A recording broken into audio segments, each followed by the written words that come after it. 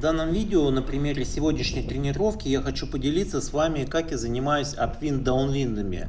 Значит, смотрите, я включаю часы с GPS, у меня Garmin, нужны они мне для того, чтобы контролировать, что происходит, где я нахожусь, ну и записывать все свои данные. Немного о снаряге. Я использую сегодня 4,3 метра Paraving гибрид от компании 777, а также у меня доска 70 литров DE Foil Axis Fireball 1250. Дуют где-то в районе 18-20 узлов, поэтому очень легко стартануть на этом паравинге. Тут же цепляюсь на крюк трапеции и начинаю вырезаться. Также обратите внимание, у меня с собой еще дополнительный паравинг лежит в вакуумном мешке у меня в лайтре. Это 5,4 на тот момент, если скиснет ветер.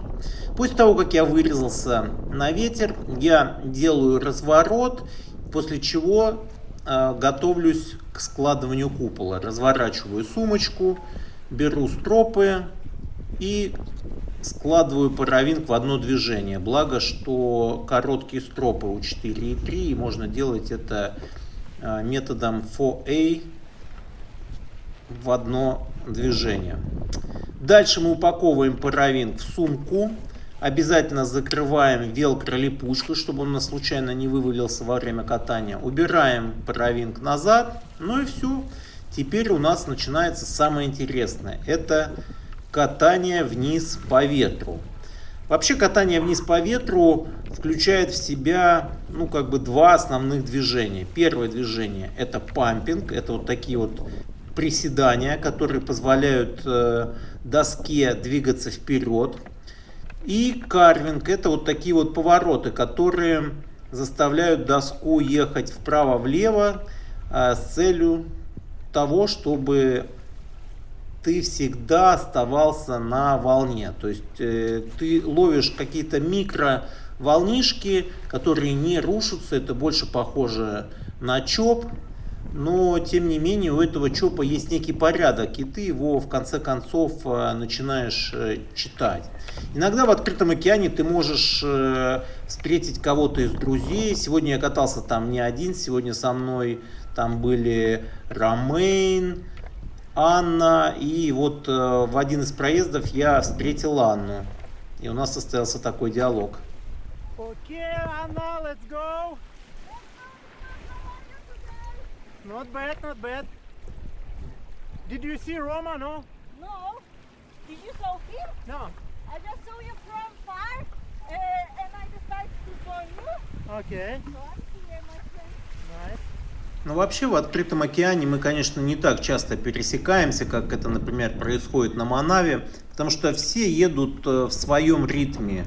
У всех разные уровни катания, разные немного стили катания и, самое главное, разные крылья. Вот Аня немного больше приседала сегодня, то есть больше пампила в силу того, что она взяла действительно очень маленькое крыло. То есть представьте, у нее крыло площадью 750, в то время как у меня крыло там 1150. Поэтому вы можете наблюдать за тем, что я практически не памплю. И в основном мое катание сегодня происходило за счет карвинга. Для меня это очень здорово, потому что в этом режиме мой пульс не очень высоко поднимается, и можно ехать в аэробной зоне довольно долго. И вот это на самом деле и доставляет особенное удовольствие. Также обратите внимание, я уже начал поглядывать на часы. Во-первых, часами Garmin я контролирую свой пульс, а также я посматриваю на карту, где я нахожусь. Дело в том, что когда ты уходишь в открытый океан, видите, у меня Маврикий остается за спиной, и ты никаких ориентиров перед собой не видишь. У тебя просто вода и вода, и, соответственно, очень важно не увлечься и сделать поворот назад вовремя, так как мы уже эти наши апвинд-даунвинд треугольники нарезаем довольно давно, то я уже примерно представляю, в каком месте мне нужно разворачиваться. Обычно я Первый пристрелочный треугольник делаю по наитию, а дальше уже относительно того, как я вернулся, в какую точку я вернулся после этого первого треугольника, я понимаю, что мне нужно делать. Хотелось бы сказать несколько слов о том, как мы обеспечиваем безопасность. Во-первых, мы все друг с другом на связи, то есть у нас у всех телефоны, и все используют Garmin и InReach. То есть в тот момент, когда ты уходишь в открытый океан и у тебя там нет связи, было бы неплохо каким-то образом подать сигнал бедствия. И мы подаем это с помощью спутникового коммуникатора Garmin InReach Mini 2. Но, к счастью, еще ни разу не пригодилась эта штука, но на всякий случай она у нас всегда с собой.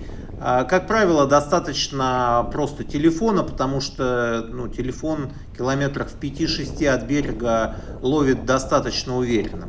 Ну что, вот пришло время мне перезапускаться. Смотрите, как это происходит. Я разворачиваю сумочку, достаю оттуда свой паравинг, раскрываю его, раскрываю переднюю кромку, убеждаюсь, что все стропы свободны, ничего не запуталось, и запускаю паравинг в небо. Разворачиваю сумку назад, чтобы добраться до крюка, вывешиваюсь на трапеции, ну и все, дальше upwind.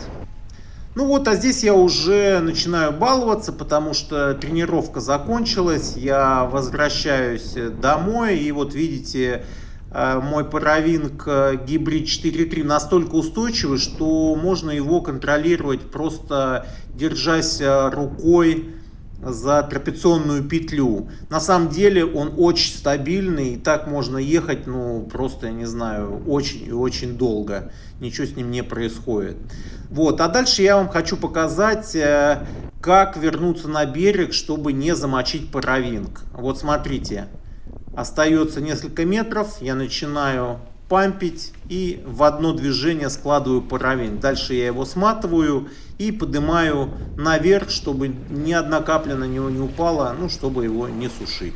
Вот и все, выключаем часы, тренировка закончилась, и теперь можем посмотреть, что у нас сегодня получилось. Итак, я сделал 3 треугольника, вот он первый пристрелочный, и 2 уже были более длинные. Я доехал до якоря, и возвращался к Манаве и обратно. Итого, за 1,5 часа тренировки удалось преодолеть дистанцию около 32 километров.